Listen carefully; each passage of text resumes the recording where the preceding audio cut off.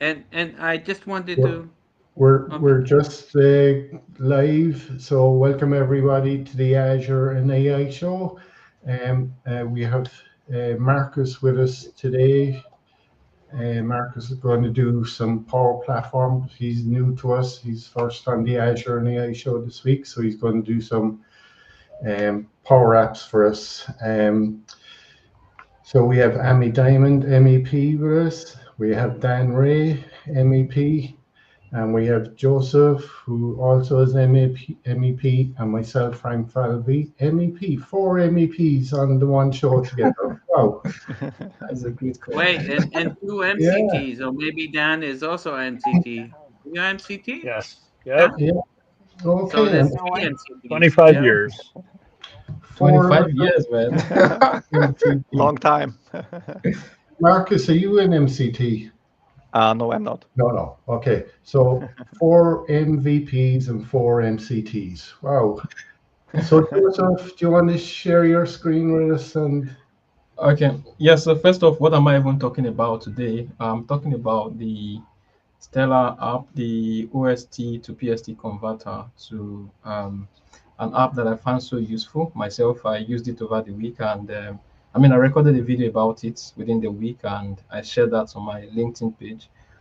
Stella even had to also jump on it. So I'm doing this sort of an evaluation of the product just so people can find it useful because I know that why practice, sometimes we need to convert OST to PST instances where maybe an account was either deleted and you need files from that account or the exchange server is down and you still need access to users data. So the tools to use are very important and sometimes people's access to tool, yeah, may be expensive and some other time it may be clumsy. So what I see in this particular app is that it is actually user friendly. So if you are used to Outlook environment already, you just feel at home because nothing really different between the application and the Outlook part the interface.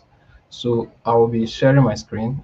Frank, I dropped a link to the recording just in case I have some bit of network related issues that can happen sometimes in the region that I am. So you may just help me play the video and just pause to evaluate how it works. So that said, I'm going to be sharing my screen now. I'll present my screen.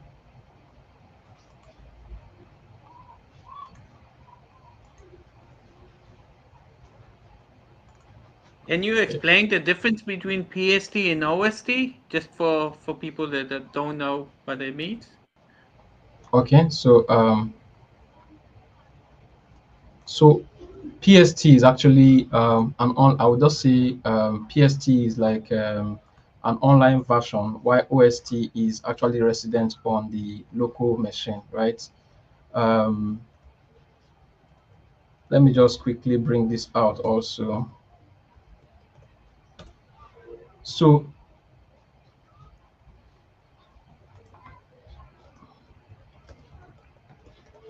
I'm just trying to reach out to something quickly.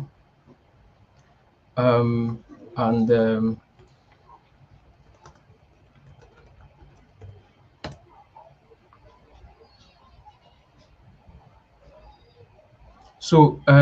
Basically, OST files are actually offline files that are resident locally on the user's machine, and the PST files are the personal storage table. That is the full meaning of PST.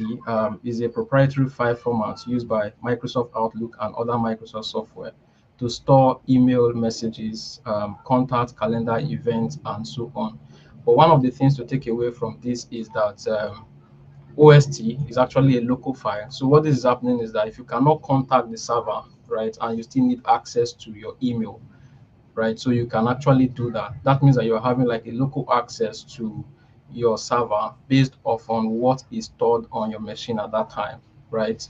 So if instances like that happen, like I mentioned, issues with the application to use has always been a case. For myself, I think I have that experience a couple of times. And when you go online to search for applications, you see like a lot, right, of applications that maybe suggesting that you use. So when you get into the interface, you can have a lot of experiences that may not make you successfully be able to convert your files. So for what we have here, just having a flip screen. So if you come to stellarinfo.com/convertost to pst.php, you can download, just click on download, and in split of seconds the converter is just going to open. So you just click on this and you have option to select the language that you want to convert. So it can be in English for those that speak other languages like French, Dutch, and others. You can actually pick them. So what you do next is to click on OK, right? So if you click on OK, just like the normal way you are installing applications, it's just going to give you option for next, and then you read through the license agreements. If it's fine by you, then you just click on next, and then this is where you want to install the application. That will just be like a question to you, so you just pick it if that is fine. For me, I already have a kind of file that's exactly this, because I've used this for demo, so that's fine. I'll just do yes, and then let it just go there, and then I will install the application. So the installation too for me is very fast. It's just this, and then it's just going to pop up the application itself. Now, this is what I mean by this is what I mean by the user interface being very friendly. You have the form of file, home, view, tool, calendar, activation, help, buy now, right? It's as simple as this. So if you have profiles, if you have Outlook profiles already on this PC, right, you can just click on list profiles. So what it will do is to list out the profiles for you. I already have like um, someone signed in here to this machine with this Outlook profile. So you could just pick it to convert, or you can decide to come to this file, and then you can say choose manually. You browse to where you have an OST file, right? um, Browse to where you have an OST file, and then you pick the OST file up. Unfortunately, I thought I had one here to quickly pick, right? Like I deleted it after my demo, right? So you just pick it up from here, and then you can proceed.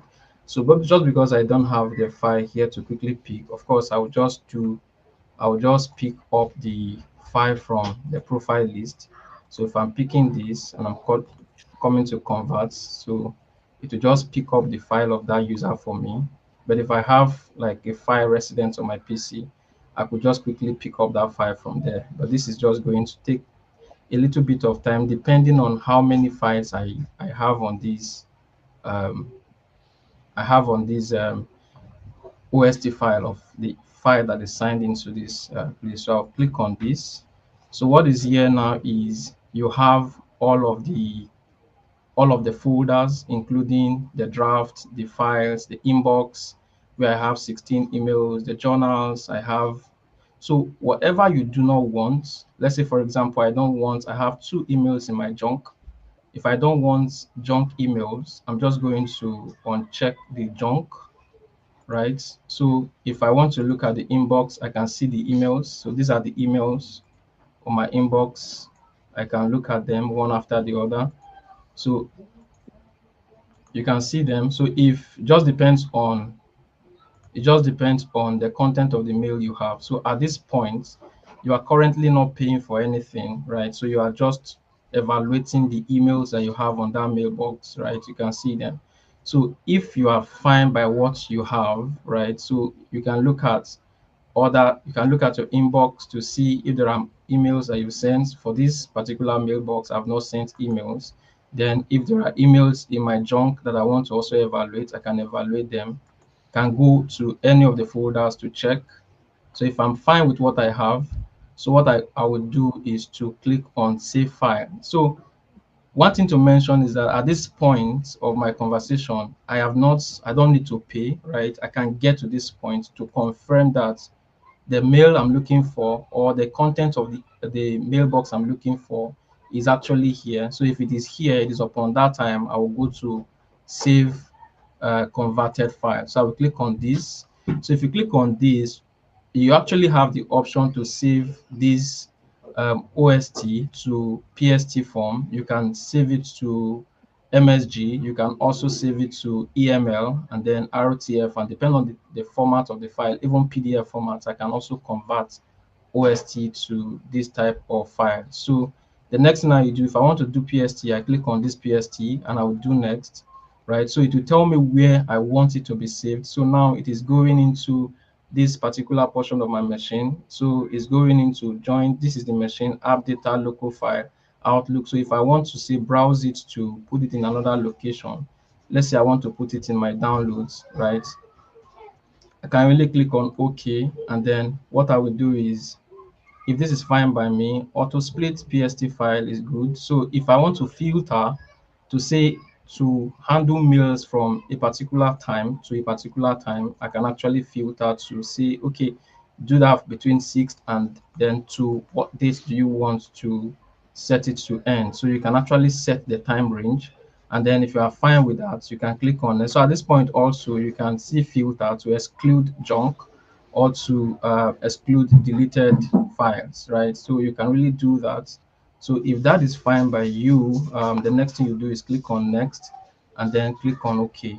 So this will really go in and have that your file converted and saved to the location where you have asked it to get converted and saved to. And what I see in the performance is that it will interact with you what is happening at that particular time, and then when it is okay, then you can go there to pick it up, to pick up the files that you've converted. So you can come here to see it. It's saying that this global admin at 5k1 this is the converted file. So it's going to actually show you this. So what you do next is, if you bring up your Outlook, for example, and then wanting to mention, not this Outlook, the classic Outlook is what I'm using. So one thing to mention here is that before you do this, you must make sure that Outlook is actually your Outlook is closed at that point. So I'm just going to sign in here now.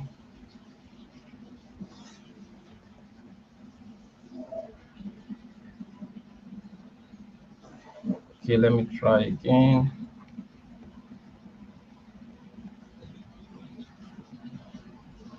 Okay, so I'll just click on OK this time. So the file that I have been able to convert, what I want to do is I want to import that file into my Outlook, let's say. So what I will do is to click on File and then to click on Open and Export. So I will click on Import Exports. Usually it will default to PST. I will do next, and then I want to bring up my Outlook data file. So I'll just click on this, click on Next, and then it will tell me if I want to replace duplicate, or so whatever works for me here is going to pick that file automatically from that location, converted to PST. I will just do next and cannot verify the path. So I'm just having a bit of a cranky issue relating to my own settings. So yeah, so if it's fine by me, I can just click on finish. So what happens, you will just see the mails that you are importing will be flying on top of your screen to come into this Outlook. So it's just coming through. This is another thing altogether. So I'll dismiss this. Do you want to show this? No. So at this point, the mails will already be imported here. So you can see top of Outlook here.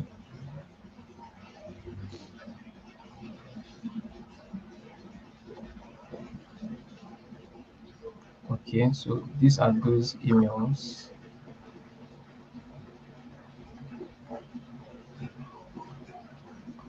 All right, so that's how straightforward it is. Unfortunately, I did not have the let me see quickly if I can really reach out for the OST local file that I can bring up on the screen. for us to also demo. So but if I can quickly get that, I will just have us move on quickly while we.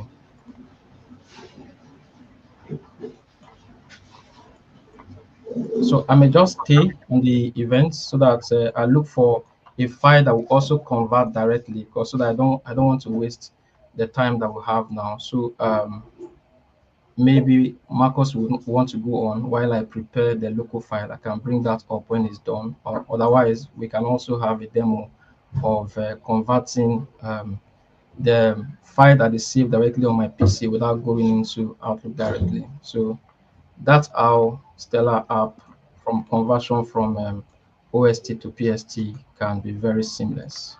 So if we have questions, we can take them, but I will look for the local file that we can also bring up on the screen.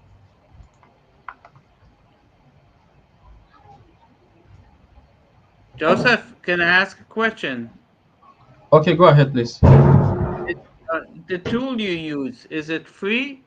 Is it who is it developed by Microsoft, or is it I don't know So what it's Stellar is. So okay. So I will take us to the website. It's actually a third-party tool for conversion. is it Just give me free a or second. does it cost? So there are different versions. It's actually, let me bring that up. That was one of the things I was supposed to also speak about. So this is the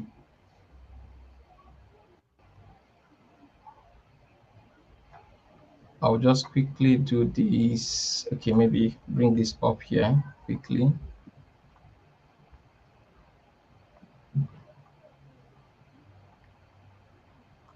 So I I need see there's a buy now, so there's probably a free period, but it's maybe limited or something like that. Yeah. so there is actually there is a price to read. I'm just trying to bring that out quickly. It just failed me. Probably it's a limited edition or yeah. But it's yeah. Okay, never mind. Yeah. I actually explained those from these points. We So need what I see is AI. You should ask ChatGPT or Copilot. Yeah, where was it mentioned? so, but that's how the app works. Yeah, never. We can check it later.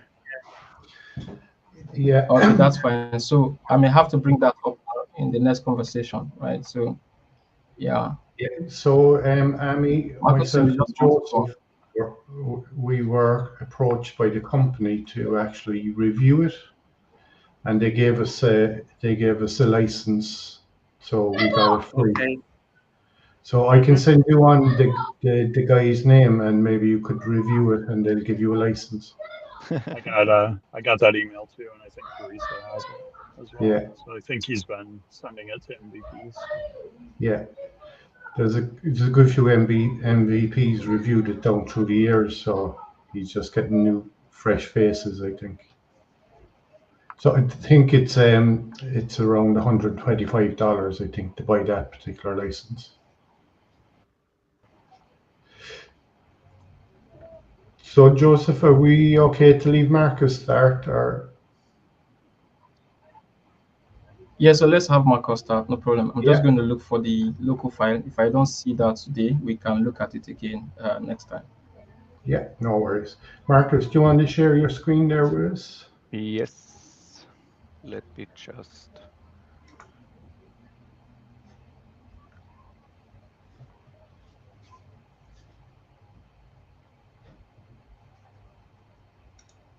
Do you Yeah, I wait? can see your screen. Yeah, went off there for a second. Try it there again. Yeah. No, I was just on the wrong slide. Let me quickly bring it up again. Do you see it now? Yeah, got it Great. there. Yeah. Yeah, just a quick introduction about myself because I'm here for the first time. My name is Marcus. I'm a senior Power Platform developer. I really love to contribute to the community. As I already talked about it before we went live, my entry point to the community was the official Power Platform forum, community forum. And from there, I contributed, or I began to, I started in December 2023.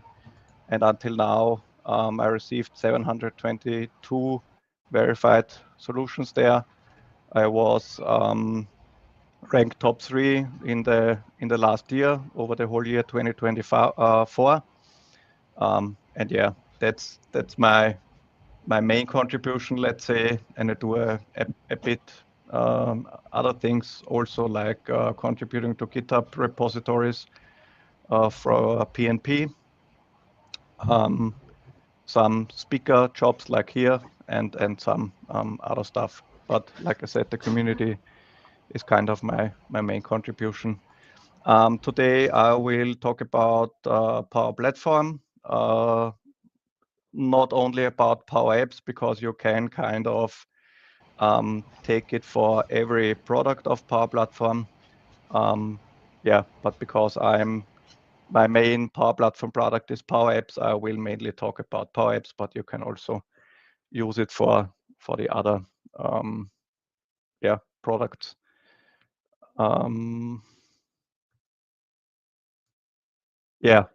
How do I get started when I want to learn more about Power Apps, for example?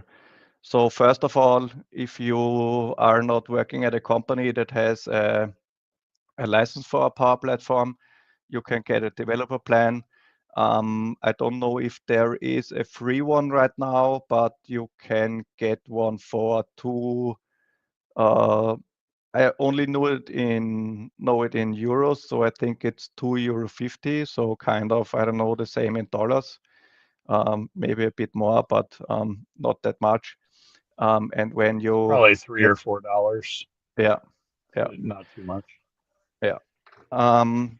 Good thing about it is, I mean, I don't know if you need it, but you can get an email address out of it too. So you can kind of use it as well.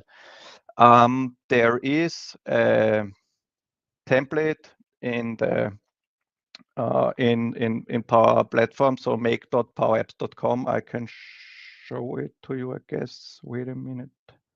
Can I? Yeah.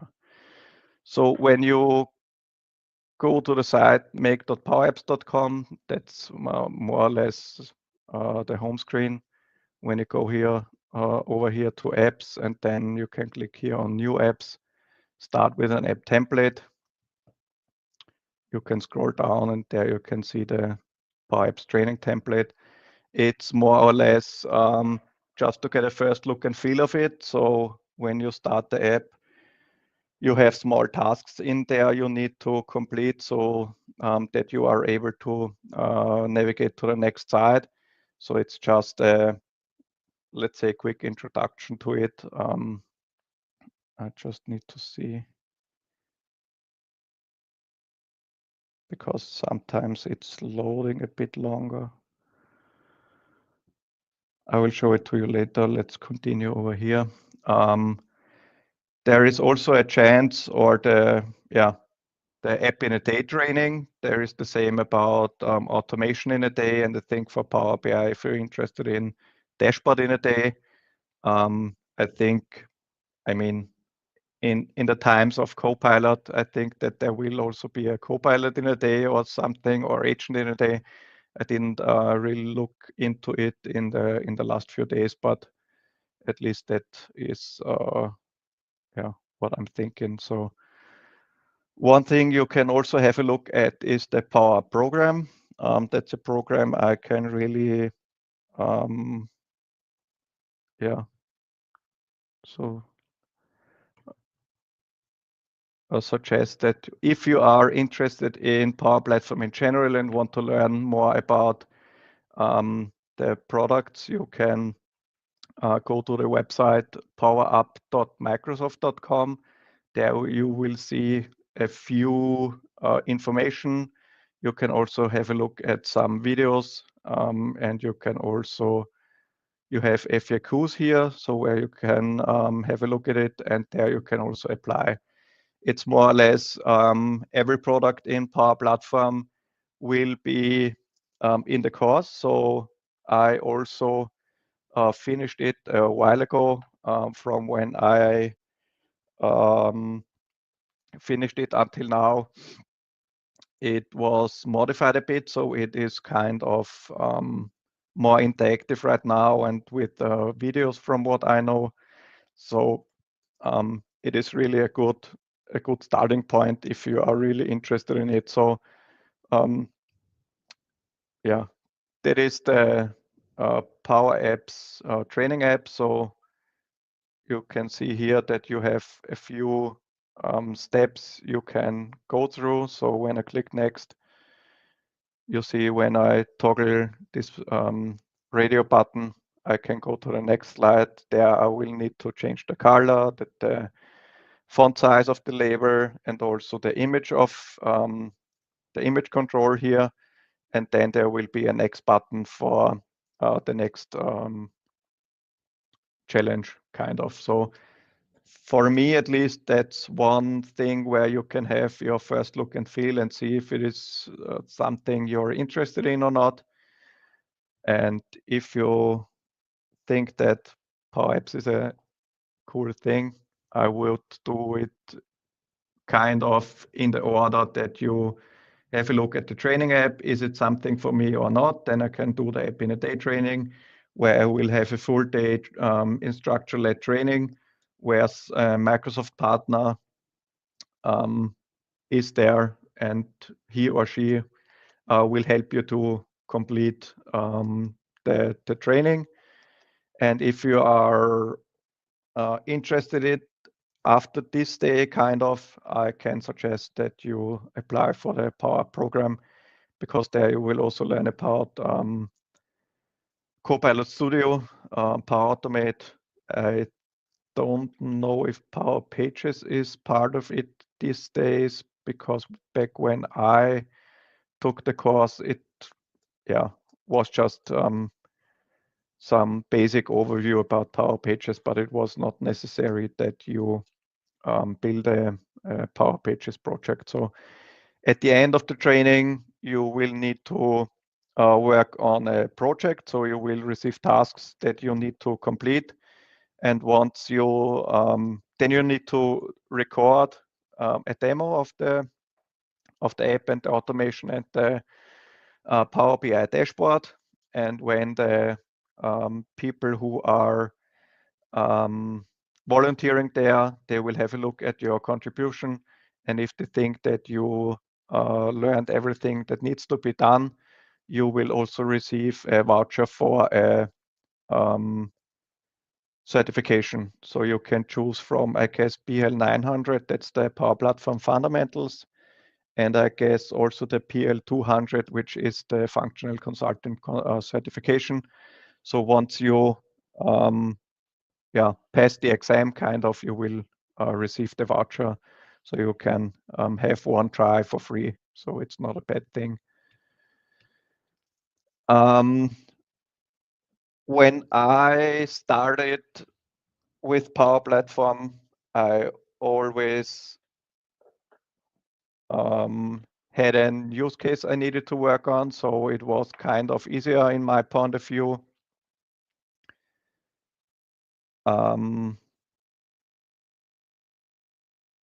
Okay, was just looking at the question from Amelia.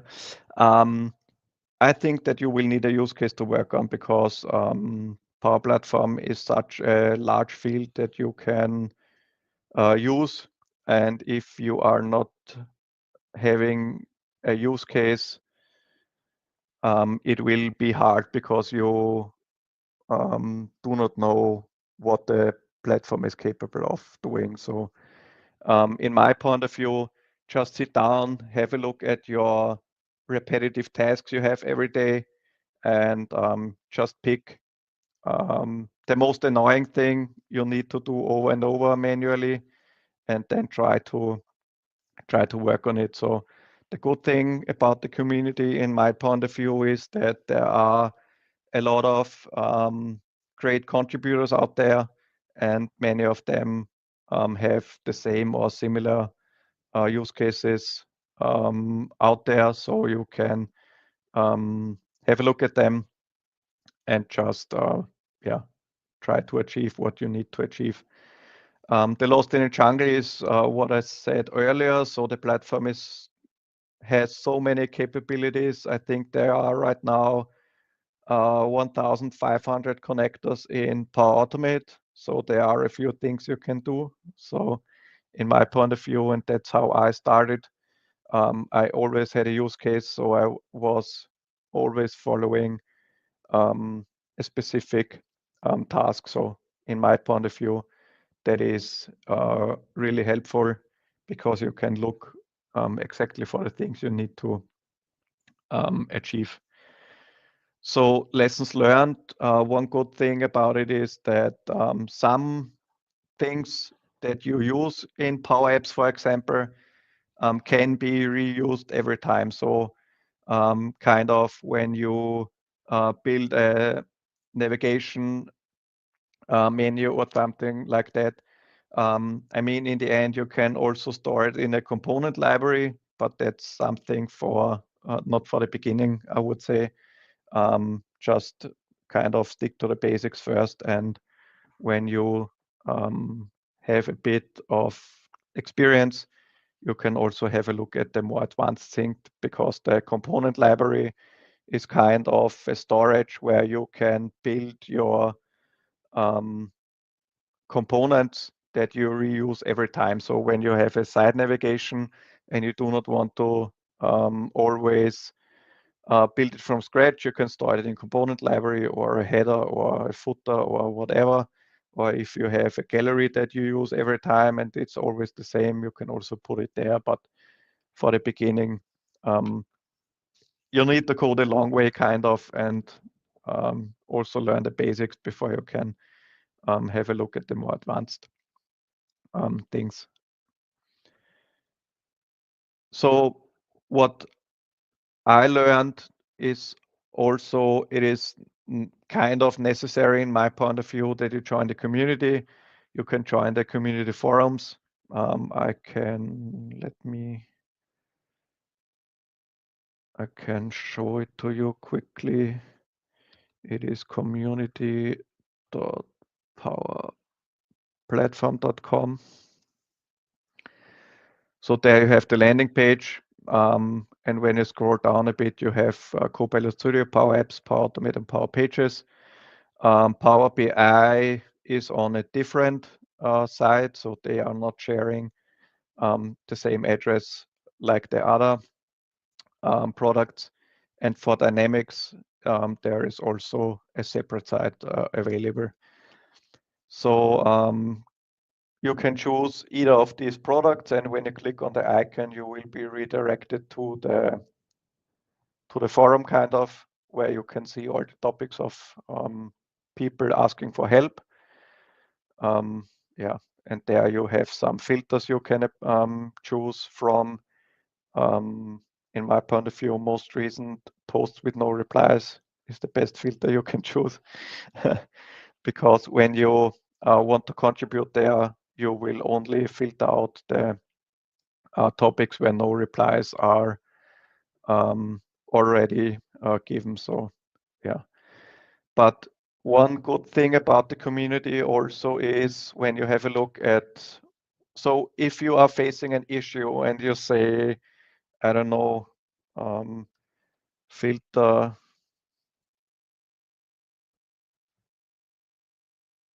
a gallery from drop down in Power Apps, you can see that there are some topics already out there in the community.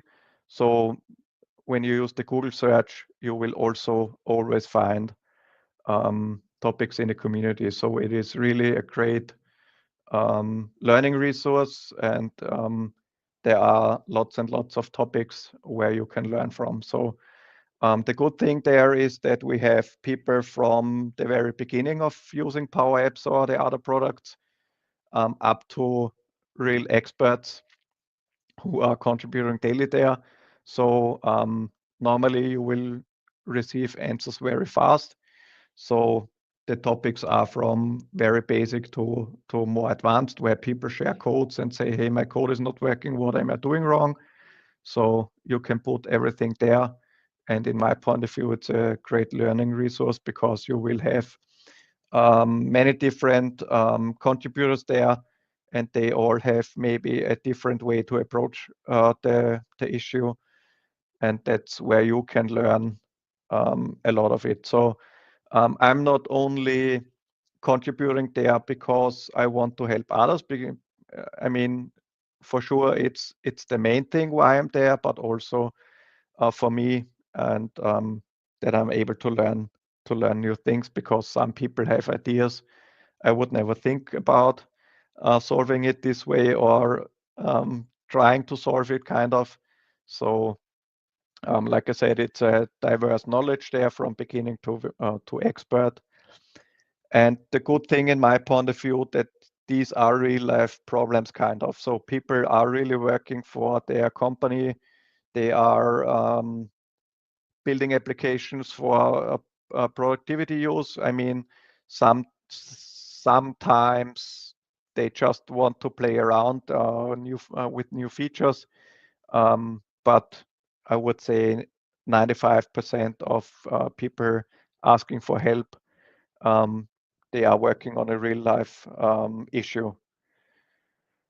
Yeah, and if you contribute there, it also helps others. So when I started, I was kind of on my own.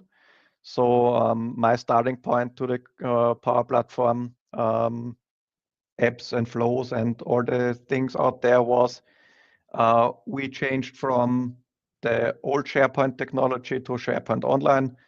And we had a colleague in our department, and he was developing all the things on the old technology.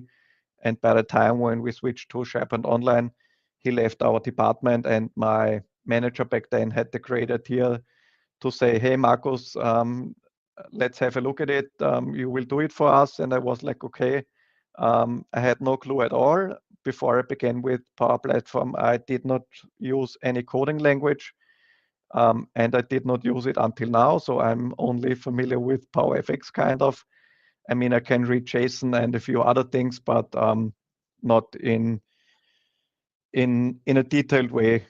So I need to use the help of ChatGPT or Copilot or whatever.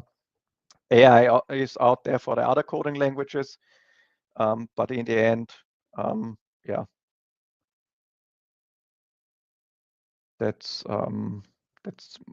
was my way of going into Power Platform and the community itself. In my point of view, it's also really useful to have a great and a big network, because then you will be able to ask other people.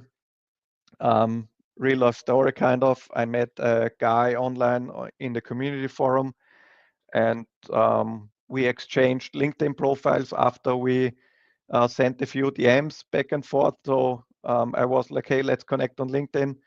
And it was, I don't know, in January last year. So right now, 1 year later, we are kind of talking daily on LinkedIn. And if I have issues, I send it his way and say, hey, I can't get a fix for it. Can you help me? And if he has issues, he texts me. So in my point of view, it's a good thing to know a few people you can rely on and you can ask. And in my point of view, the Power Platform community is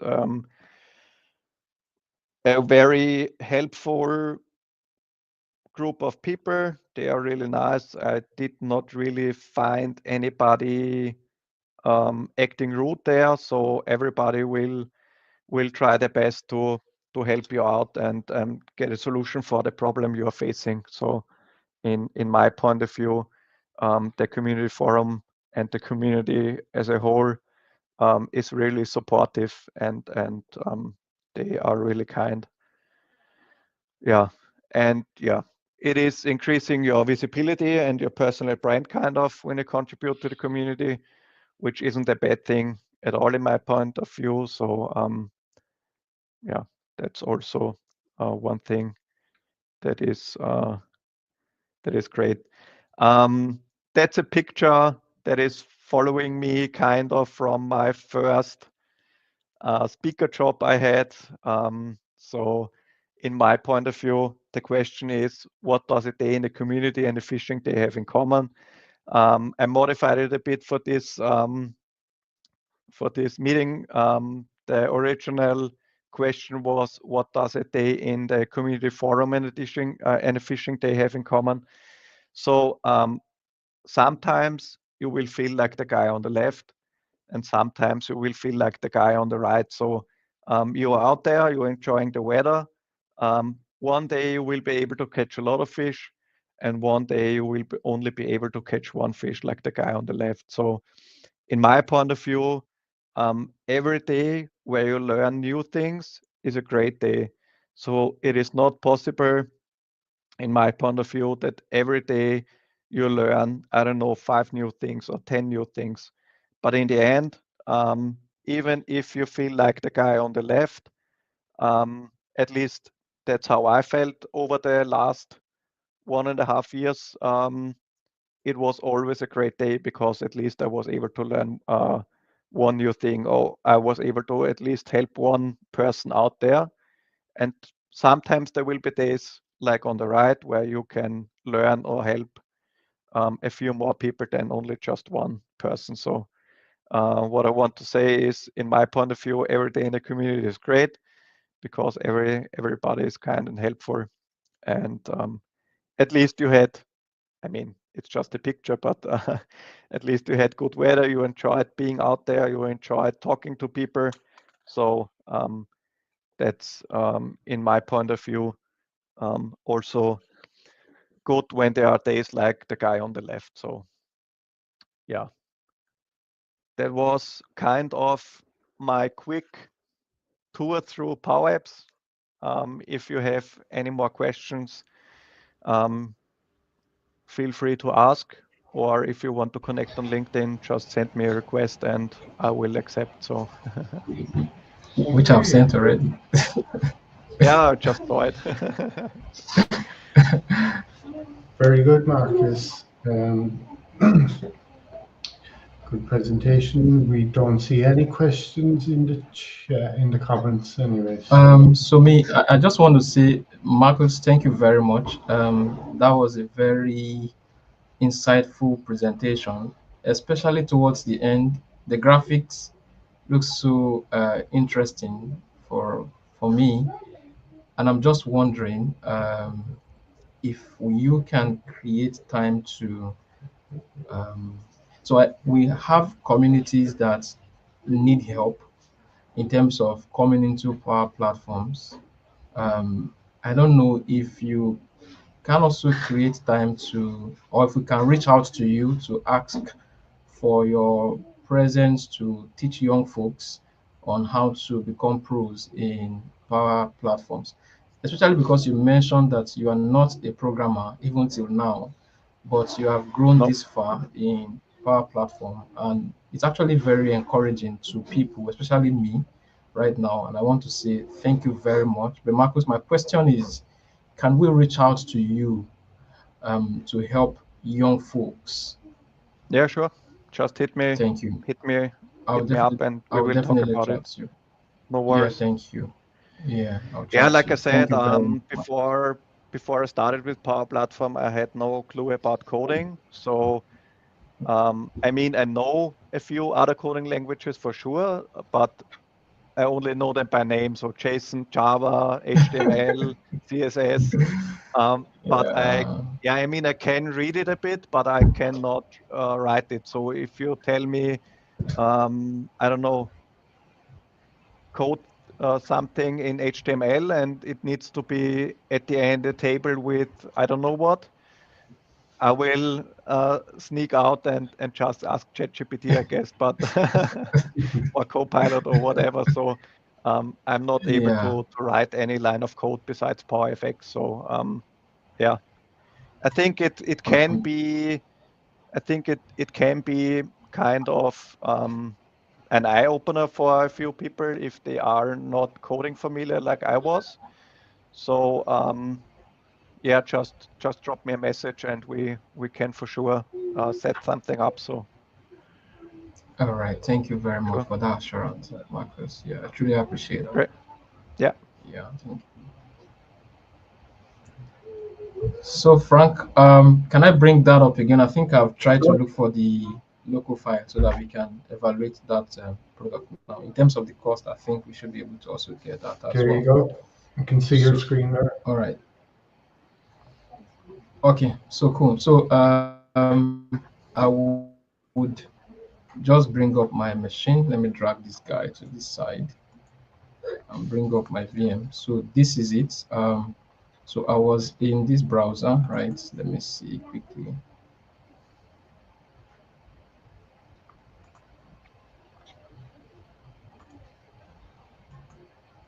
So this is where I was, and I mentioned that you just have to download the app, which I will just see downloading here. Okay, so once that is done, so you can just open to where the file is located. So this is the local PST file that I have, the OST file rather that I have. So I'm just going to do the installation afresh. The language, of course, we explained this earlier. So we just do next. So read the license agreement and browse to where you want it to be. You can just click on next and that's install. So finish. So this is the interface. You can list the profiles, right, like we did. So, but you can come to file and then you click on select and then you go to this, you browse to where you have the file. This is the file KACPER. So I'm going to pull it up, right? So I'll go to convert.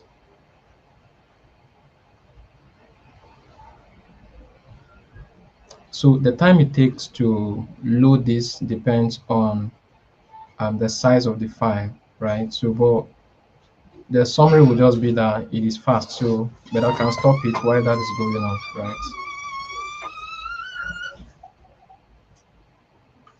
Okay, so the conversion is just going on. So yeah, this is what I would like us to truly look at. So conversion is complete. So the files that you have in red are the deleted files, deleted emails on the content of the OST, while these ones are the inbox, right? So you can truly look at them to see if they speak to what you want before you can convert. So if you want to deselect any of the folders, you can, let's say you don't want junk, you can say you don't want junk, even though there is a way you can still, uncheck it, right? So once you're fine with this, once you click on save, then it will take you to this place. So this is what Ami was asking, right, about the cost. So to view is free, but to save will require you to have a subscription, right? And these are the subscription based on the plan 79, 149, and 199. Convert offline OST to PST5 formats using Outlook version. So $20, save $20 by this. And then the entire package would be explained like this, the model. And just to quickly mention, it is a year licensing, right? A whole year, and then you have it here that way. So convert OST to PST is present for the three corporate, technical, and toolkits, and then the auto locate PST file is also possible for all of them. So when you scroll down, you really see those that are present in this part that is not present in this part. For example, if you look at export to live exchange, of course, this doesn't have it. The corporate doesn't have.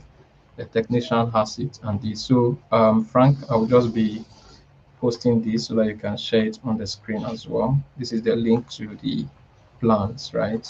So once you are able to go for the plan that you want, right, you can buy now, and then what will happen is that you can come back here and you provide the product key. So I will just stop sharing my screen in a bit, right, and then I will share again. I want to just put the product key there and click on activate. Okay, so I just want to stop screen share, and then I'll quickly come back to screen share now. Just apologies, give me a second to do that.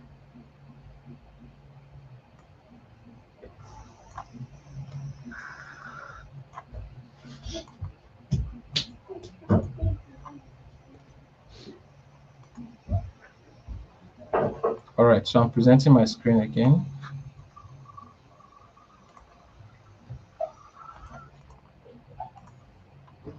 So Frank, let me know when my screen is up.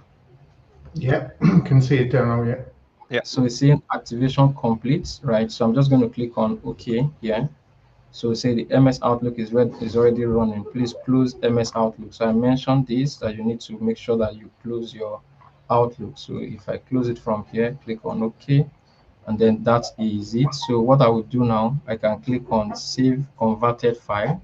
So if I click on this, I'll now choose the format I want to save it. So I'll click on either PST, MSG, EML, and so on. So I'll click on Next. So I'll choose the path. So I can really change the path, or I can leave it to go. So what happens is it goes to the destination or the location where the previous file, the OST file is, so that it should just be by the side and say converted. So here also you can go to advanced filter, and then you can choose particular date range that you're looking for. Then you can say you should exclude the junk email folder or the deleted item. If this is fine by me, I'm just going to click on next, and I'll click on OK. So it's going to now export the OST, the PST format of the OST, and then have it saved to where the previous OST was saved. So it's just going there right away.